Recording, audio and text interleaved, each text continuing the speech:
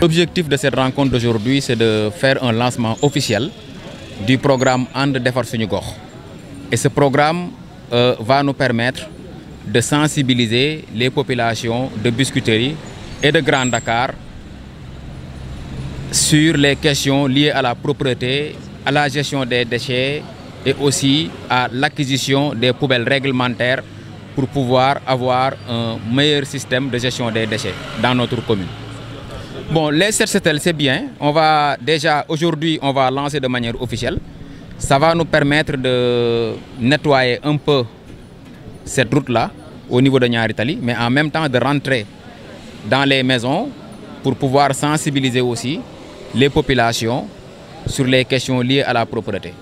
Mais au-delà de ça, on va aussi essayer de réduire un peu le poids de la poubelle. Parce que nous savons très bien qu'aujourd'hui, le déchet est un état d'esprit. Donc tout ce qui a de la valeur ne peut plus être considéré comme un déchet.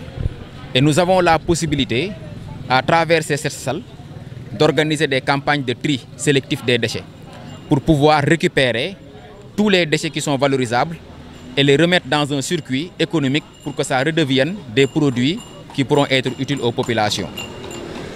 Et par rapport à ça, nous allons lancer officiellement une famille, une poubelle, parce que le plastique aussi est un déchet, mais ce plastique peut être aussi une nouvelle matière première si le tri est fait au niveau des maisons et que si c'est valorisé aussi par des entreprises qui sont spécialisées dans ce domaine. Donc on peut faire une poubelle fabriquée avec du plastique recyclé et cette poubelle-là peut revenir dans les maisons pour permettre à chaque ménage d'avoir aujourd'hui une poubelle pour pouvoir gérer de manière convenable au fait ces déchets. Parce que ce que nous voyons au Sénégal, c'est que les gens utilisent des objets, soit c'est des sacs de riz, soit c'est des calebasses qui sont cassées ou des seaux pour pouvoir gérer les déchets. Je pense qu'il est temps quand même que les ménages puissent disposer de poubelles réglementaires. Et ce programme va nous permettre d'accéder à ces poubelles-là parce que nous travaillons aussi avec une entreprise qui est spécialisée dans ce domaine, qui est le recyclage des déchets plastiques. On a déjà écrit la commune de Biscuiterie pour leur faire part de l'événement.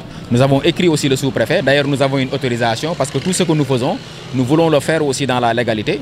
Mais nous sommes heureux aussi aujourd'hui de recevoir et d'avoir l'appui et le soutien de Sonaget UCG, avec qui on a toujours travaillé dans le cadre de la gestion de la propreté urbaine.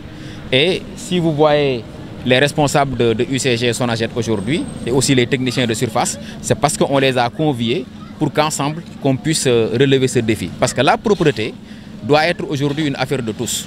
C'est-à-dire qu'on ne peut pas laisser à Sonaget, en tant qu'entité, à gérer seule la propreté. Je pense qu'il y a un aspect citoyenneté assez fort qu'il faut développer aujourd'hui pour permettre quand même à la Sonaget de pouvoir réussir ce défi qui consiste à rendre propres nos villes et nos quartiers.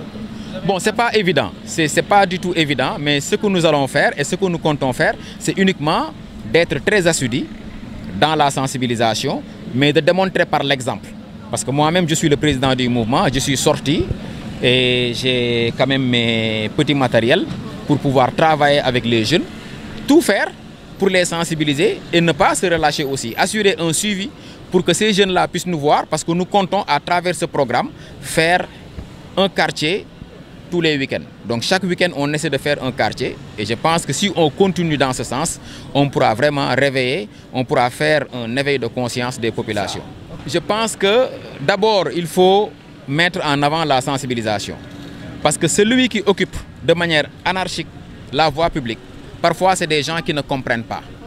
Parce que ce qu'on leur dit, ça peut être même lié à des aspects sécuritaires. Quelqu'un qui est au bord de la route, il risque gros, du point de vue des accidents, du point de vue de pas mal de choses. Deuxième chose aussi, ils sont en train d'encombrer parce que presque toutes les voies aujourd'hui sont occupées.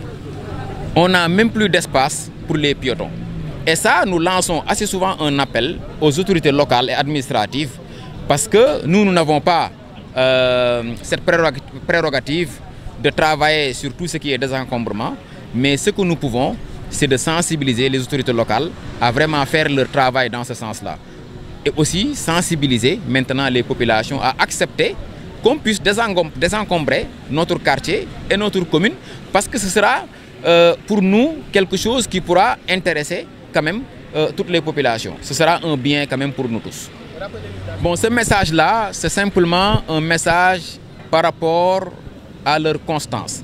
Je pense que pour faire un pays, il y a ce qu'on appelle la destruction créative. À un certain moment, il faut être fort, il faut prendre des décisions fortes, il faut aussi sanctionner parce que la population sénégalaise a besoin de ça. On ne peut pas avancer et laisser certaines choses au fait qui vont être quand même impunies.